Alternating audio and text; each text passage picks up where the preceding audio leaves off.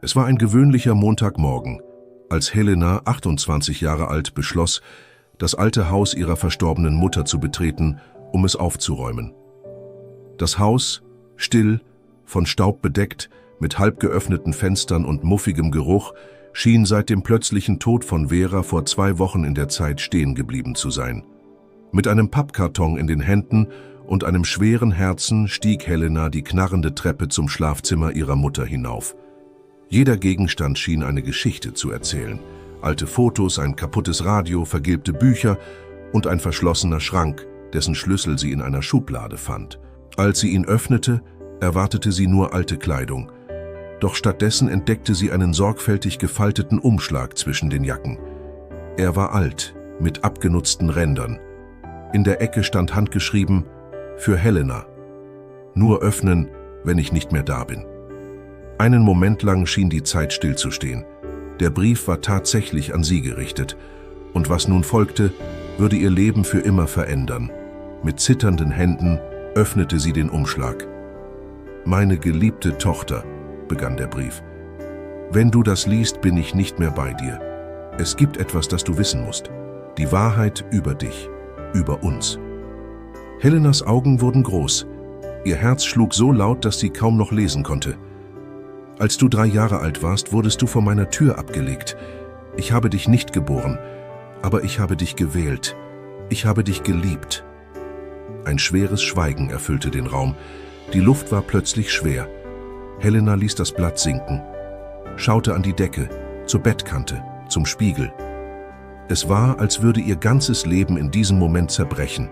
Mit dir kam ein Zettel, eine silberne Kette und ein einziges Wort: Verzeih. Helena sank auf den Boden.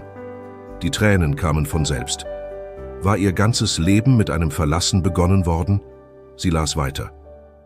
»Jahrelang habe ich versucht, deine Herkunft zu erfahren. Ich habe Türen abgeklappert, Telefonnummern gewählt, die nicht mehr existierten. Aber ich fand nichts, bis eines Tages eine Frau in der Apotheke erschien, in der ich arbeitete. Sie beobachtete mich aus der Ferne und verschwand.« Helena fröstelte, das war neu, ganz neu. Am nächsten Tag erhielt ich einen anonymen Brief. Darin ein Foto von dir als Baby, im Arm einer jungen Frau mit langen, dunklen Haaren. Auf der Rückseite stand nur 1994. Und ein Name: Isadora. Isadora? Helena hatte diesen Namen noch nie gehört. Doch jetzt klang er wie ein Echo in ihr, wie ein Rätsel, das auf sie gewartet hatte. In den folgenden Tagen tauchte Helena vollständig in diese neue Realität ein. Sie ging zum Standesamt, wälzte alte Akten, sprach mit Freunden ihrer Mutter, interviewte frühere Nachbarn. Manche erinnerten sich daran, dass Vera ein kleines Kind aufgenommen hatte. Andere wussten nichts davon. Doch eine Nachbarin, Frau Yolanda, sagte etwas Unerwartetes. Da war einmal eine Frau, die hier öfter stand, auf der anderen Straßenseite. Sie sagte nie etwas. Sie hatte traurige Augen. Vielleicht war das diese Isadora. Helena notierte alles sorgfältig. In dieser Nacht konnte sie nicht schlafen. Ihre Gedanken rasten. Was, wenn diese Frau ihre leibliche Mutter war? Was, wenn sie noch lebte? Warum hatte sie verlassen? Und warum hatte niemand ihr je davon erzählt? Entschlossen las Helena weiter im Brief. Im letzten Absatz schrieb Vera: »Wenn du je nach der Wahrheit suchen willst, geh zur Stadtbibliothek. Dort ist eine Kiste hinterlegt auf meinen Namen. Darin findest du nicht nur Antworten, vielleicht auch einen neuen Anfang.« Am nächsten Tag, noch voller Trauer, ging Helena zur Bibliothek. Der Geruch von altem Papier und die Stille im Raum gaben ihr merkwürdigen Trost. Sie bat um die Kiste unter dem Namen Vera Duarte. Die Bibliothekarin schaute überrascht. »Ja, die ist da. Und ihre Mutter hat ausdrücklich gesagt, nur für ihre Tochter, nur persönlich.« Der Inhalt war schlicht, aber bedeutungsvoll. Briefe an eine Adresse ohne Absender, eine Silberkette mit einem H, ein altes Foto mit einem Baby auf dem Schoß einer jungen Frau und ein Lederbuch. Darin Veras handgeschriebene Gedanken, Notizen, Daten und immer wieder ein Name: Isadora M. Helena wandte sich an einen Freund aus Kindertagen, der sich mit Ahnenforschung beschäftigte. Sie bat ihn, nach dem Namen zu suchen. 2 Wochen später rief er sie in ein Café. »Helena, du solltest dich setzen. Isadora Miranda.« geboren 1975, aufgewachsen in einem kleinen Ort fast 300 Kilometer entfernt, 1996 plötzlich verschwunden, für tot erklärt, aber es gab keine Leiche, kein Befund, keine Gewissheit. Und es kommt noch mehr, sagte der Freund und überreichte ihr einen Umschlag mit einem Ausdruck. Sie war in einer psychiatrischen Klinik, verließ sie 2005, danach verschwand sie erneut. Helenas Herz raste.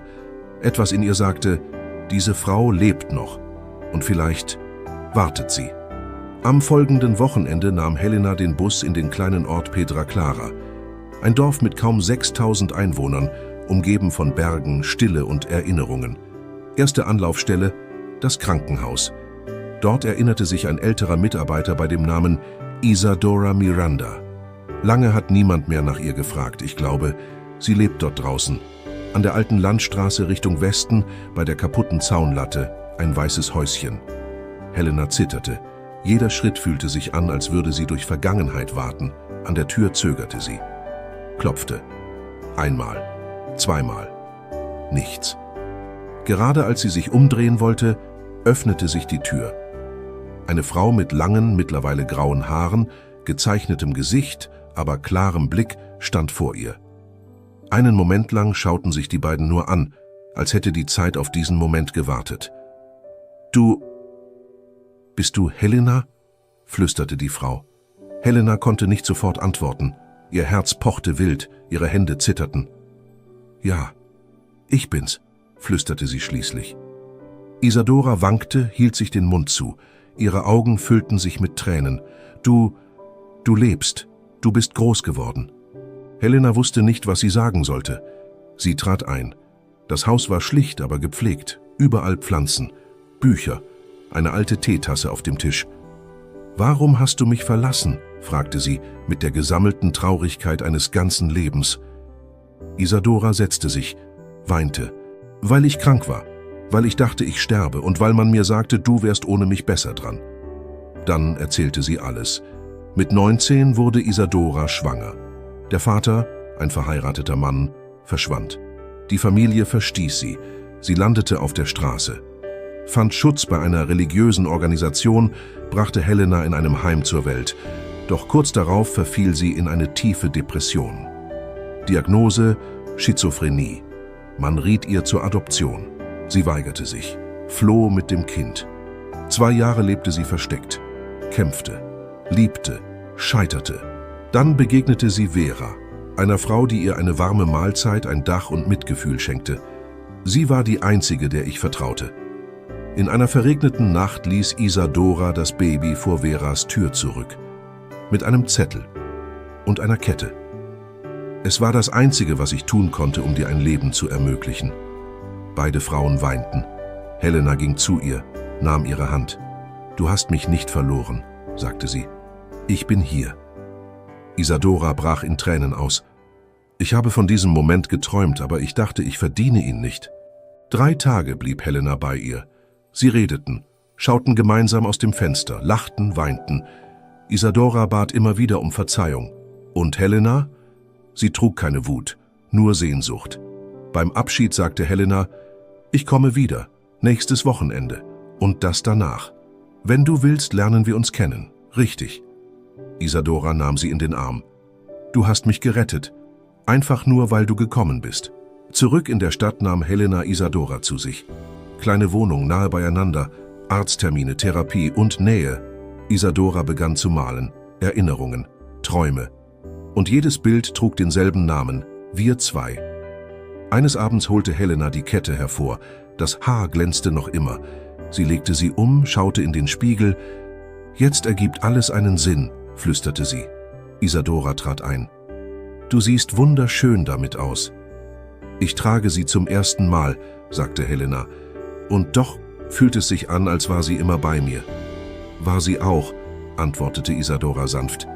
»Immer.« Ein paar Monate später schrieb Helena einen Brief an Vera. Sie vergrub ihn im Lavendelbeet hinter dem alten Haus. »Liebe Mama, du hast mir nicht alles erzählt, aber du hast mir alles gegeben. Ein Zuhause, einen Namen, Liebe. Jetzt habe ich einen weiteren Teil von mir gefunden. Doch du hast mir den Mut gegeben, ihn zu suchen. Danke. In Liebe, Helena. Die Geschichte von Helena und Isadora war nicht perfekt, aber sie war echt. 2 Frauen, die verloren wurden und sich doch fanden. Heute gehen sie gemeinsam durchs Leben. Eine Mutter, die dachte, keine Liebe verdient zu haben. Und eine Tochter, die erkannte, dass sie immer geliebt wurde. Hat dich diese Geschichte berührt? Hattest du selbst schon ein Wiedersehen, das alles verändert hat? Schreib es uns in die Kommentare und sag uns, aus welcher Stadt du zuschaust. Deine Geschichte kann jemandem Hoffnung geben. Vielen Dank fürs Zuschauen.